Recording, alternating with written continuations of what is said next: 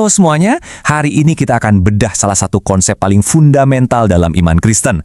Apa sih artinya menjadi ciptaan baru? Apakah ini cuma soal memperbaiki diri jadi orang yang lebih baik? Atau ada sesuatu yang jauh lebih radikal di baliknya? Nah, ayat inilah yang jadi titik awal kita. Tapi apa sih artinya secara nyata? Waktu dibilang yang lama sudah berlalu dan yang baru sudah datang, perubahan seperti apa yang sebenarnya sedang dibicarakan? Yuk kita dalami bersama. Oke, untuk bisa benar-benar mengerti janji transformasi total ini, kita nggak bisa cuma lihat hasilnya aja. Kita harus gali sampai ke akarnya. Apa sih penyebab utama di balik perubahan yang luar biasa ini? Jadi, pertanyaannya kan, gimana caranya? Gimana proses transformasi ini bisa terjadi? Apa sih ibaratnya? Mesin yang menggerakkan perubahan yang begitu mendasar dalam diri seseorang. Nah, kuncinya ternyata ada di satu frasa yang mungkin sering kita dengar, di dalam Kristus. Ini bukan sekedar ikut-ikutan ajaran loh, ini bicara soal sebuah persatuan yang sangat dalam, spiritual, dan bahkan representatif dengannya.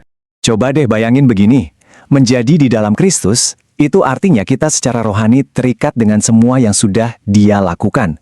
Kematiannya di kayu salib, itu menjadi kematian kita juga terhadap kuasa dosa. Dan kebangkitannya, nah itu jadi awal dari kehidupan baru kita. Persatuan yang luar biasa ini ternyata langsung menghasilkan dua perubahan raksasa yang terjadi secara bersamaan. Yang satu menyangkut status kita di hadapan Tuhan, dan yang satunya lagi menyangkut siapa diri kita sebenarnya di level yang paling dalam. Pertama, status hukum dan relasional kita itu ditulis ulang total. Di pengadilan ilahi, kita dinyatakan tidak bersalah. Itu namanya pembenaran. Dan di saat yang sama, kita diadopsi masuk ke dalam keluarganya. Bayangin deh, dari posisi terdakwa, tiba-tiba diangkat jadi anak. Itu lompatan yang luar biasa banget. Nah, ini penting banget buat kita bedakan ya. Perubahan status kita, yaitu pembenaran, itu terjadi seketika. Klik, selesai. Tapi proses untuk jadi makin serupa dengan Kristus, yaitu pengudusan, itu adalah sebuah perjalanan seumur hidup. Tapi ingat, perubahannya itu bukan cuma di atas kertas legalitas. Ini adalah perubahan ontologis. Artinya perubahan yang nyata di inti keberadaan kita. Semacam ada pengkabelan ulang spiritual di dalam diri kita. Istilah teologisnya adalah regenerasi atau kelahiran kembali. Kita tidak menciptakan diri kita sendiri jadi baru. Kita diciptakan baru di dalam Kristus. Ini 100% pekerjaan Tuhan, sama sekali bukan hasil usaha kita. Jadi, lupakan tangga perbaikan diri.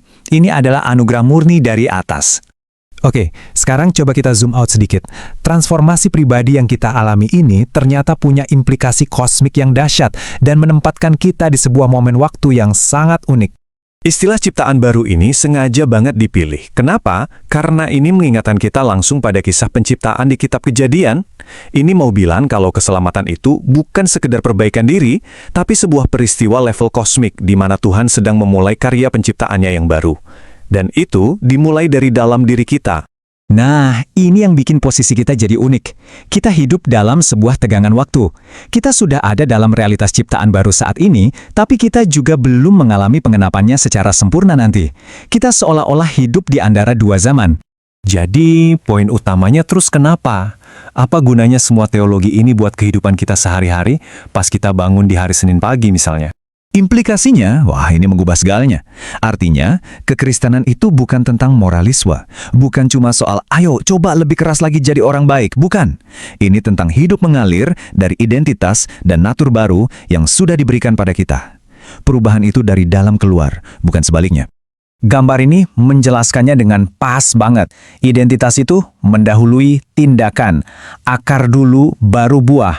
Kita berbuat baik bukan supaya jadi ciptaan baru, tapi karena kita sudah jadi ciptaan baru. Tindakan kita adalah buah yang tumbuh secara alami dari akar identitas kita yang baru.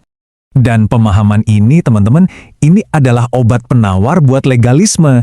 Tahu kan, perangkap di mana kita merasa harus terus-terusan berusaha biar layak di hadapan Tuhan. Nah, solusinya bukan berusaha lebih keras, tapi percaya lebih dalam sama siapa diri kita yang baru di mata Tuhan. Jadi, kalau kita rangkum semuanya, begini gambaran besarnya. Fondasinya, persatuan kita dengan Kristus. Kokoh. Di atasnya berdiri dua pilar. Status baru kita, yaitu pembenaran, dan natur baru kita, yaitu regenerasi. Nah, dua pilar inilah yang menopang seluruh bangunan kehidupan dan misi baru kita. Pada akhirnya, ciptaan baru ini sama sekali bukan tentang kehebatan kita. Ini adalah karya ilahi dari awal sampai akhir, yang karenanya semua kemuliaan hanya bagi Tuhan. Jadi pertanyaan yang tersisa bagi kita bukanlah apa yang harus saya lakukan, melainkan siapakah saya sekarang di dalam Dia?